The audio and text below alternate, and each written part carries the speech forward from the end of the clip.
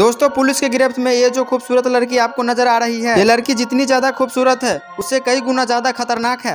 इसकी पूरी कहानी जानने के बाद आपका दिमाग कुछ देर के लिए शून्य हो जाएगा। आप ये सोचने पर मजबूर हो जाएंगे कि कोई इंसान ऐसा कैसे कर सकता है। दोस्तों इस लड़की का नाम शिखा दुबे है। ये गोरखपुर उत्तर प्रदेश की रहने वाली है। 23 साल के शिखा दुबे को अपने पड़ोस में रहने वाले 25 साल के दीपू यादव से प्यार हो जाता है। जब शिखा को पिता को पता चलता है कि उनकी बेटी किसी से इश्क कर रही है तो उन्होंने इसका विरोध किया। अपनी बेटी को बहुत समझाता है लेकिन बेटी के कपार पर प्यार का भूत सवार रहता है। अब शिखा ये समझ चुकी थी कि उनके पिता उसके आशिक के साथ शादी तय कभी नहीं होने देगी, लेकिन वो अपने आशिक को हर हाल में पाना चाहती थी। इसके लिए वह चाहती तो दीपू के साथ भाग सकती थी, लेकिन उसके दिमाग में एक खतरनाक आइडिया आया। उसने सोचा अगर मैं खुद को मरा हुआ साबित कर लूं तो मेरे घर वाले 2-4 दिन रोध होकर शांत हो जाएंगे और मैं अपने आशिक के साथ मजे के साथ जिंदगी बिताऊंगी। इसके लिए वो अपने आशिक दीपू को बोला कि उसकी तरह कद काठी वाली लड़की का लाश का इंतजाम करने के लिए, जिसके बाद वो दोनों हमेशा हमेशा के लिए एक हो जाएंगे। प्रेमिका के कहने पर दीपू अपने दोस्त ट्रक ड्राइवर सुग्रीम को पूरा प्लान बताया। सुग्रीम ने उसे मदद का भरोसा देते हुए कहा कि वो सोनभद्र के एक ऐसी महिला को जानता है जो शिखा की तरह दिखती है। वह बहुत गरीब है और नौकरी की तलाश कर रही है। मैं उसे नौकरी दिलाने के बहाने गोरखपुर बुलाऊंगा और तुम अपना काम कर लेना। सोनभद्र की रहने वाली पूजा की उम्र 26 साल थी। वह शादीशुदा थी। उसकी एक मासूम बेटी भी थी जो बहुत ही तंगहाली में अपनी जिंदगी जी रही थी। प्लानिंग के तहत सुग्रीव ने उसे गोरखपुर में 3000 का नौकरी दिलाने का आश्वासन दिलाया। पूजा खुश हो गई। उसने अपने मासूम बेटी के देखरेख करने के लिए अपने रिश्तेदार के यहाँ छोड़ आया और सुग्रीव के साथ गोरखपुर के लिए ट्रक में बैठकर निकल गई।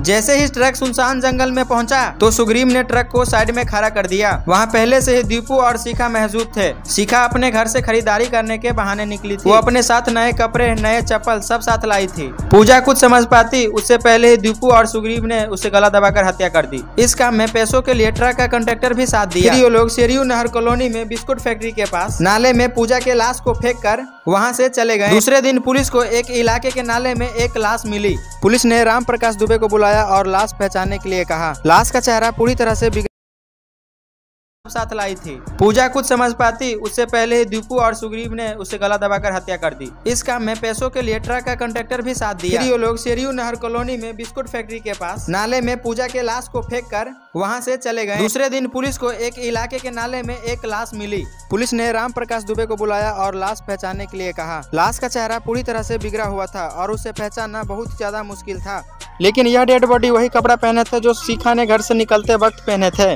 इसके बाद लाश को शिखा के परिवार वालों ने शिखा के रूप में कर दी और उसका अंतिम संस्कार करने की तैयारी में जुट गए। जब शिखा के पिता राम प्रकाश दुबे से पूछा कि उन्हें किस पर अपने बेटी की हत्या का शक है तो उन्होंने बिना वक्त गवाए हुए दीपू यादव का नाम लिया। उन्होंने कहा कि उनकी बेटी का दीपू यादव भगा कर ले गया और उसने उसकी हत्या कर दी। पुलिस अब दीपू यादव को पकड़ने के लिए हर संभव कोशिश करने लगी। पुलिस ने उसके परिवार और उनके दोस्तों से सख्ती के साथ पूछताछ शुरू कर दिया। इसी बीच दीपू का एक दोस्त ने बताया कि वह सोनभद्र में हो सकता है। जब पुलिस सोनभद्र पहुंची उन्होंने एक कमरे का दरवाजा खुलवाया तो अंदर से शिखा दरवाजा खोला। ये देखकर पुलिस वालों को भी अपने आंखों पर विश्वास नहीं हुआ। जिस लड़की का अंतिम संस्कार हो चुकी थी वो अब उनके आंखों के सामने खड़ी थी। जिसके बाद पुलिस ने शिखा को गोरखपुर ले गई। वहां उनके पिता को जिंदा होने की बात बताई तो सभी लोगों की पैरों के तले जमीन खिसक गई। शिखा को पिता को विश्वास ही नहीं हो रहा था कि उनकी बेटी जिंदा है।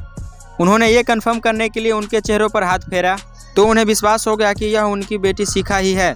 उन्होंने पुलिस वालों से बोले यह तो मेरी बेटी शिखा ही है, लेकिन अब ये मेरे लिए मर चुकी है। दोस्तों अब आप ये समझ गए होंगे कि अब ये पुलिस के गिरफ्त में दिखाई देने वाली लड़की अपने इश्क को पाने के लिए एक लाचार महिला को हत्या कर दी, उसकी मासूम बेटी को अनाथ कर दिया। ये कहानी साल 2011 की है। भले ही ये जुर्म की दास्तां अब पुरानी हो चुकी है, लेकिन आज भी लोग इस कहानी को सुनकर सोचने पर मजबूर हो जाते हैं कि कोई इंसान ऐसा कैसे कर सकता है। दोस्तों सबसे हैरान करने वाली बात यह है कि इतना बड़ा कांड करके भी शिखा अपने प्यार को हासिल नहीं कर पाई। अगर वीडियो पसंद आए हो तो हमारे सीतामढ़ी चैनल को